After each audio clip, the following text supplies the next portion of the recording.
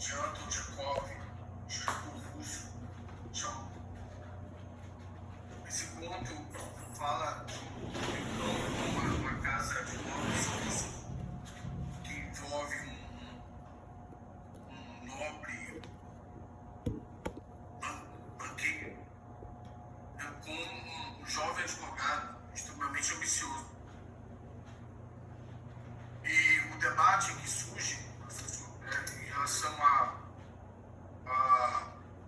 aposta de Anton Chekhov. Então, o debate que surge era se seria melhor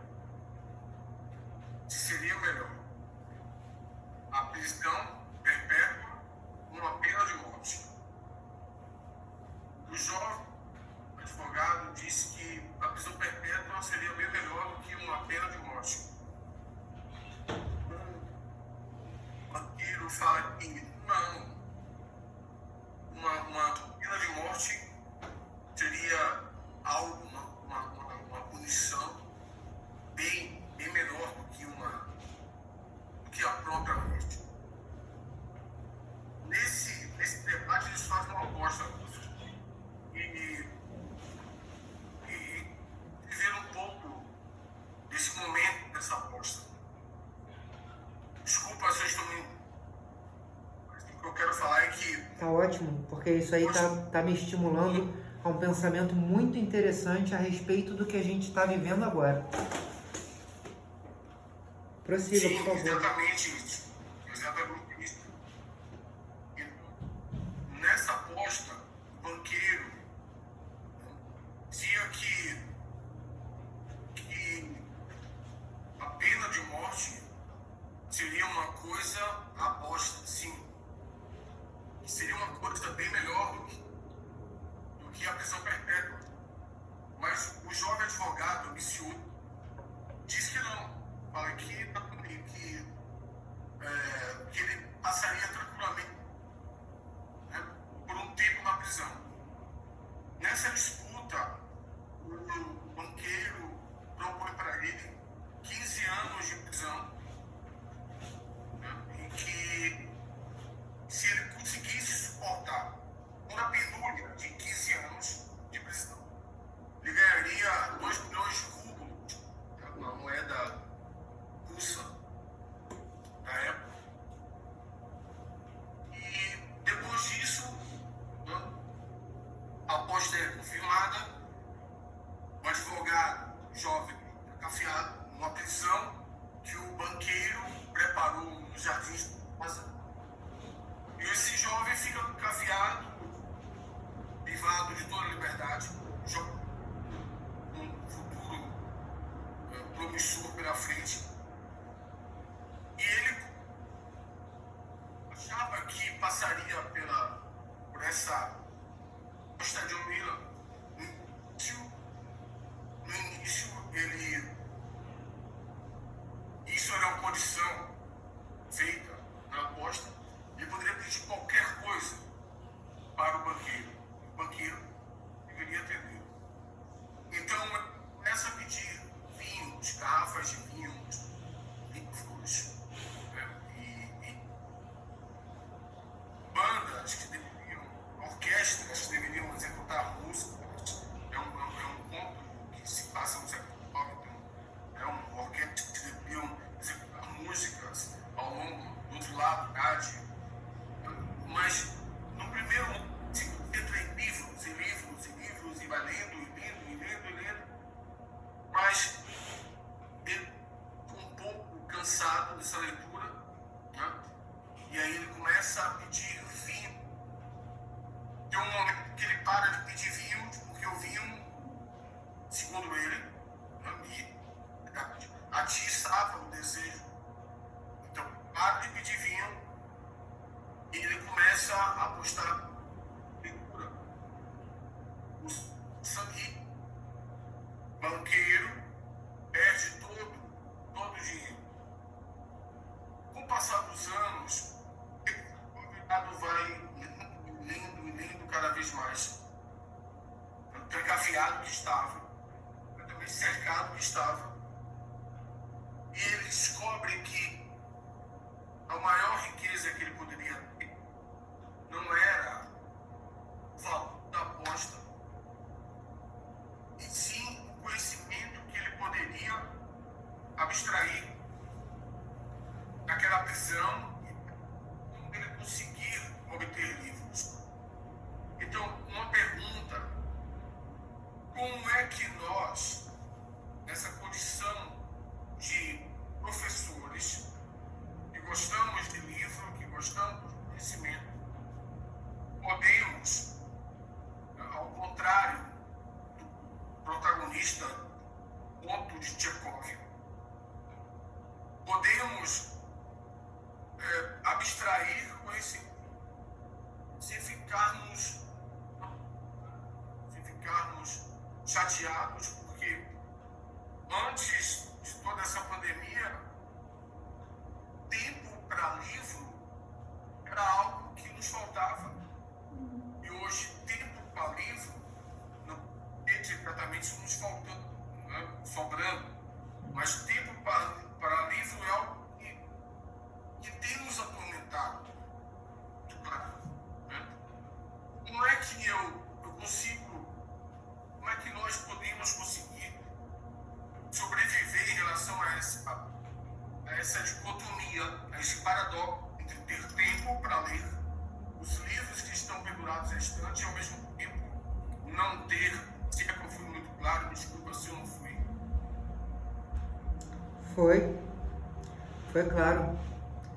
E aí eu vou responder a sua história com uma outra história. Tá conseguindo me escutar bem?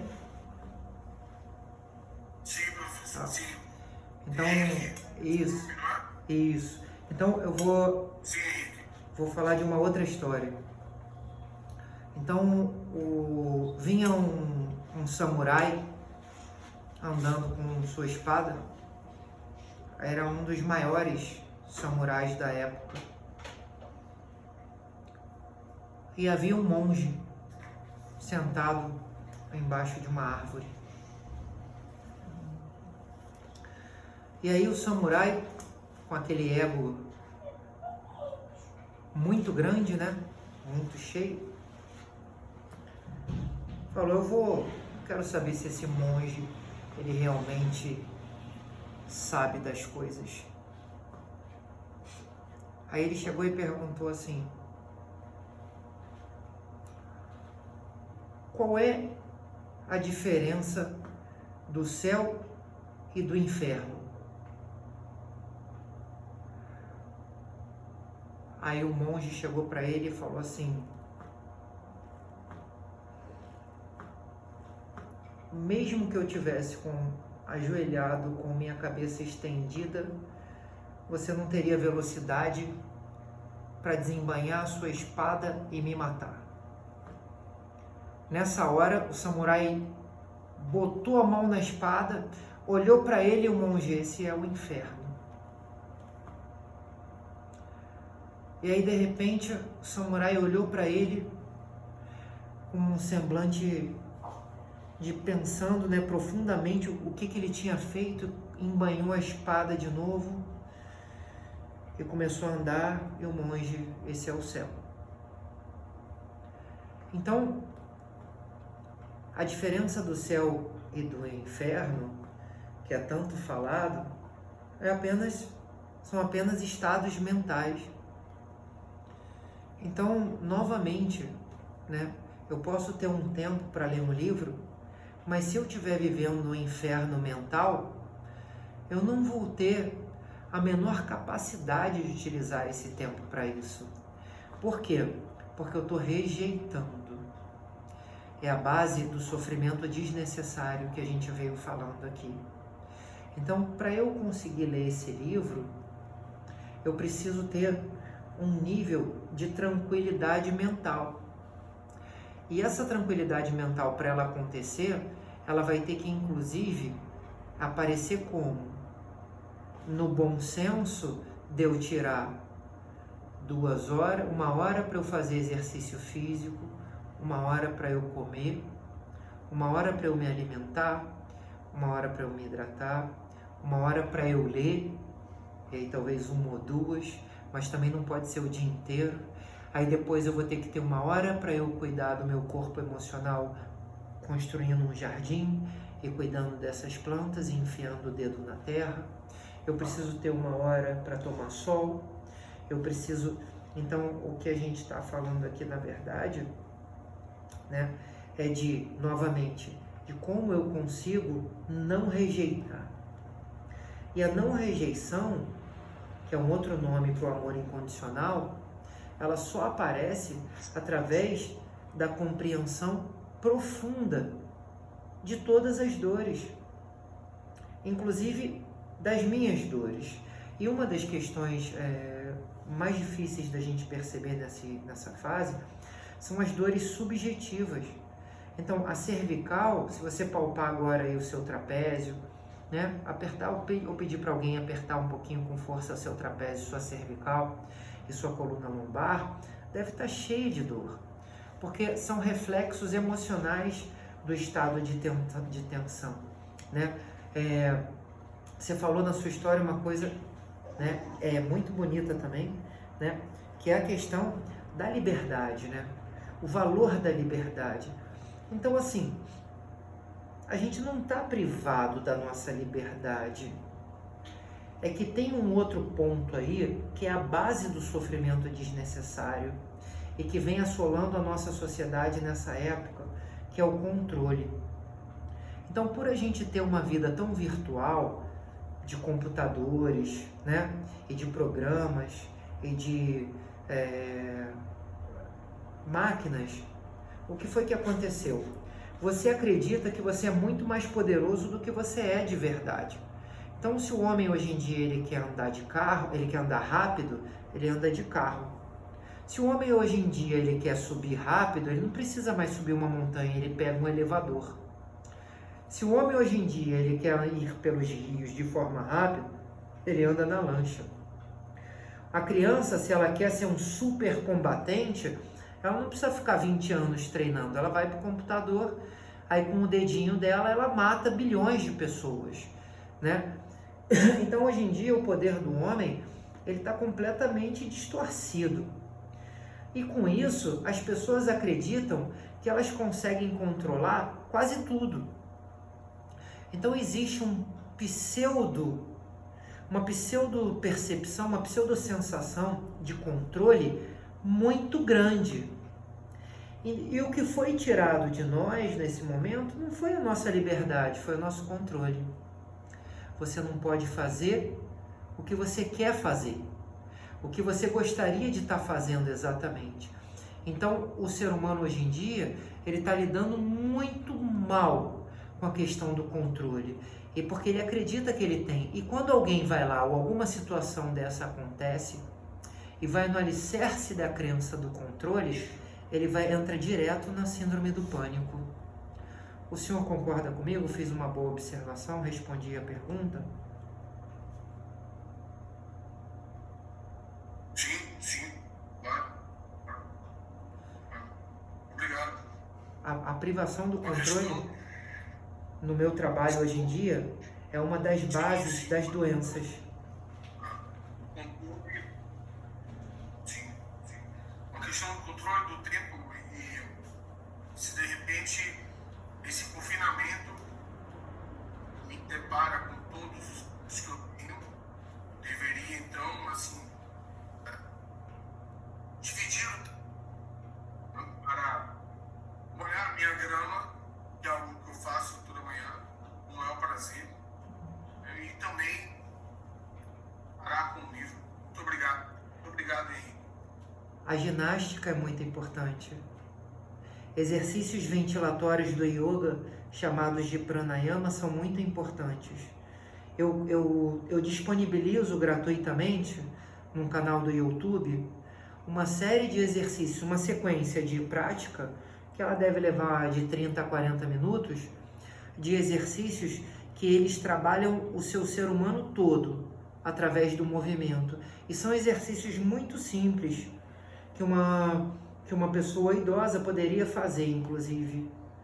e a gente disponibiliza com o maior prazer. Se alguém quiser entrar em contato comigo, eu posso colocar o meu WhatsApp aqui também, né? Se alguém quiser entrar em contato comigo, eu posso disponibilizar para vocês uma sopa de raízes da medicina ayurvédica. Essa sopa de raízes é uma sopa muito rica nos melhores carboidratos e em sais minerais, e ela faz a manutenção do teu corpo físico. A parte do yoga, ela vai fazer a manutenção do teu corpo emocional, do teu corpo físico. E eu posso colocar também, eu não coloquei ainda, eu faço algumas lives disponibilizando isso, mas eu posso colocar também para os senhores uma prática de pranayamas.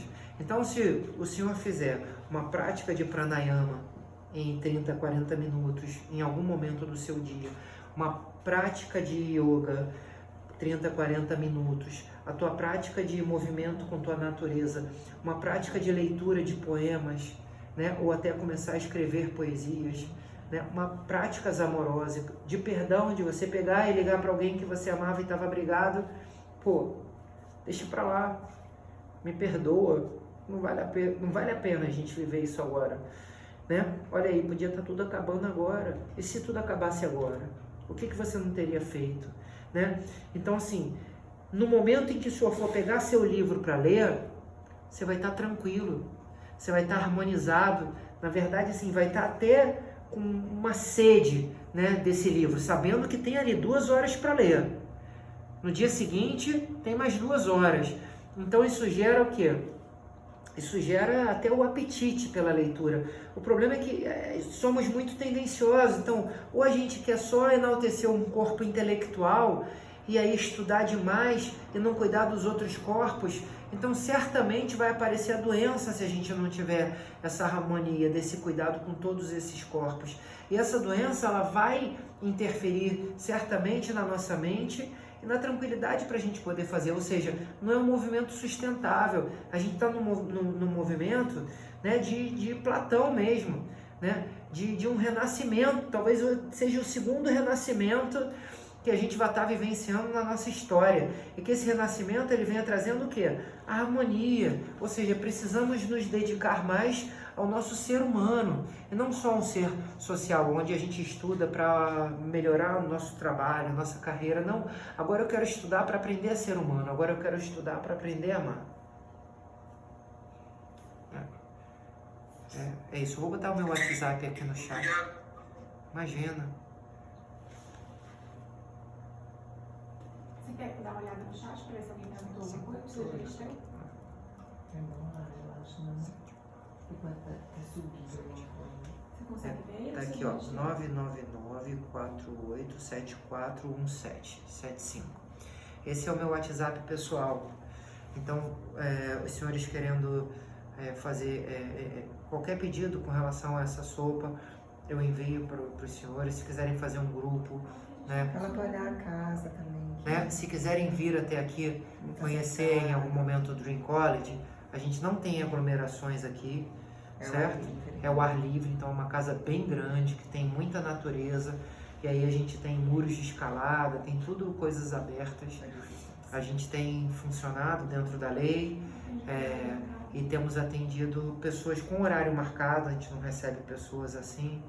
Então, se quiserem vir conhecer, sejam bem-vindos. As pessoas que têm praticado com a gente nesse momento aqui estão todas muito saudáveis, a nossa equipe está toda muito saudável, né? Porque a gente realmente vivencia isso aí que a gente está pregando, tá? Eu fico à disposição de vocês da forma que eu puder ajudar.